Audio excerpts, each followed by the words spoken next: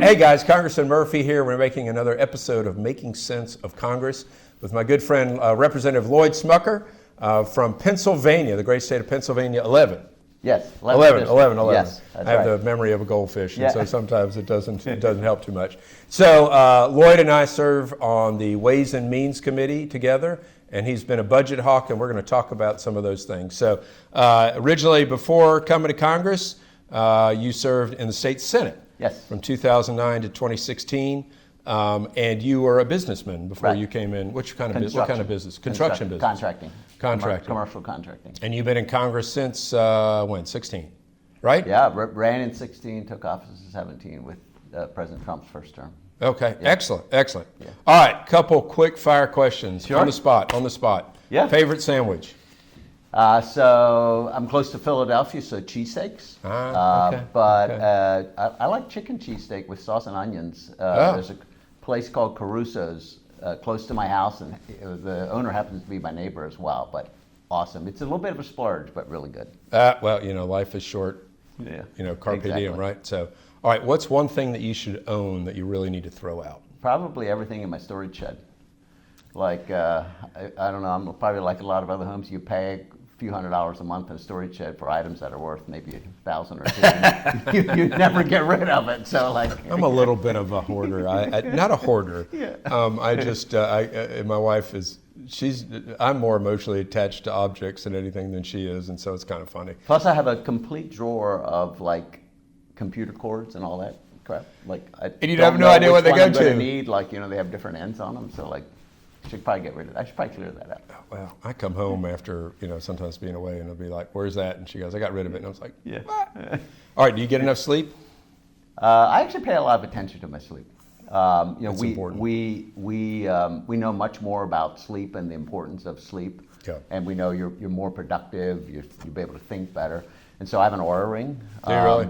And this is very different because there was a time in my life where I literally was every night trying to reduce my sleep by 5 minutes or 15 minutes to get down to less sleep. But I pay a lot of attention to it now. I try to go to bed at roughly the same time. Never use an alarm clock, but I get. I shoot for 7. Get on average probably about 6 hours of sleep. Yeah. Yeah. I went through years where I would get 4. Yeah. Especially during residency and stuff. Yeah. And your body just gets trained to that stuff, Right. and so it's different. I try to get 6 if at all possible, but I wake up like 11:30 last night after going out to an embassy, and then we had votes late, and then wake up at 5. So, Yep. But then I go and exercise. So. Right. All right, if you had one song to listen to the rest of your life, what would it be? Boy, I like a lot of different types of music, but I guess if it had to be the rest of your life, you might as well go with a long song with a good guitar in it. So like Freebird. Excellent. Which one of my favorites. By the way, were you at Doug LaMoffa's funeral? I was when not. They played Freebird there. No, really. That you wouldn't think of it as that, but like I'll never think of the song quite the same. It's like quite an amazing song for a funeral. Probably the most moving song I've ever heard in a funeral.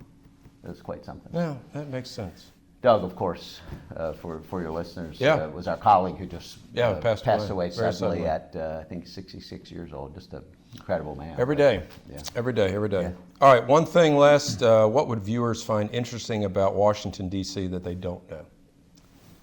I got to ask this question probably. What surprised you most about D.C.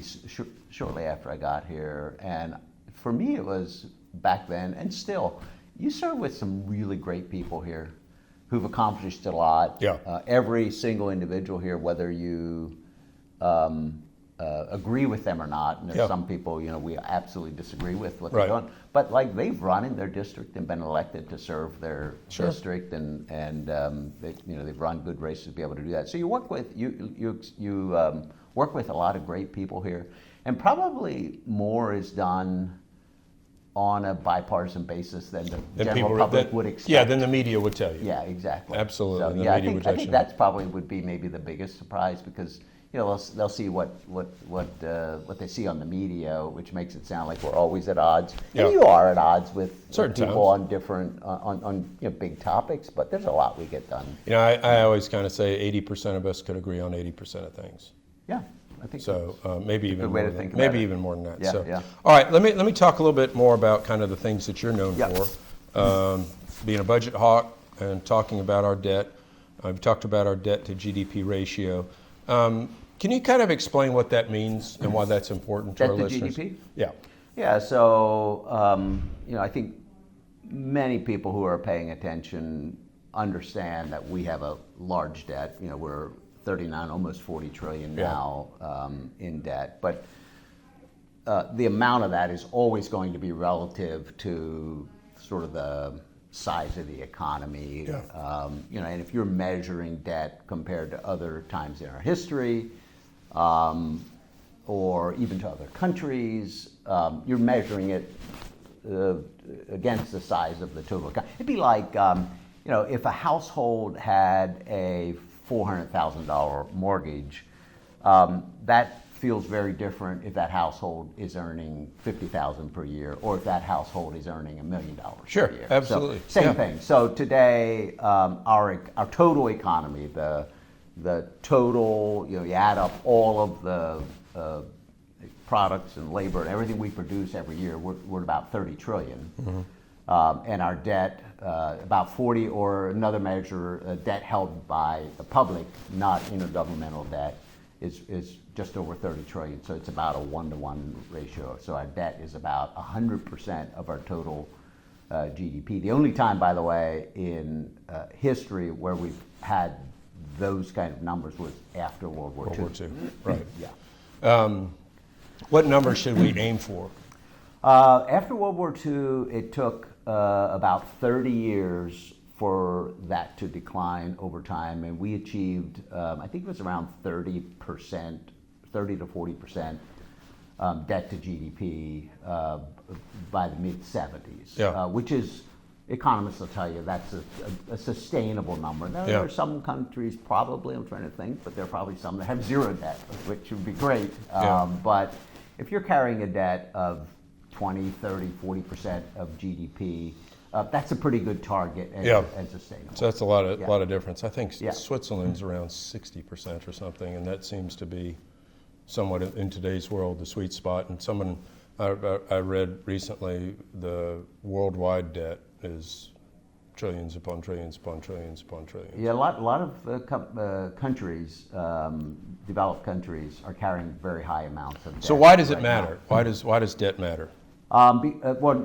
Several things. How does it threaten us having a high debt? Sure. Yeah.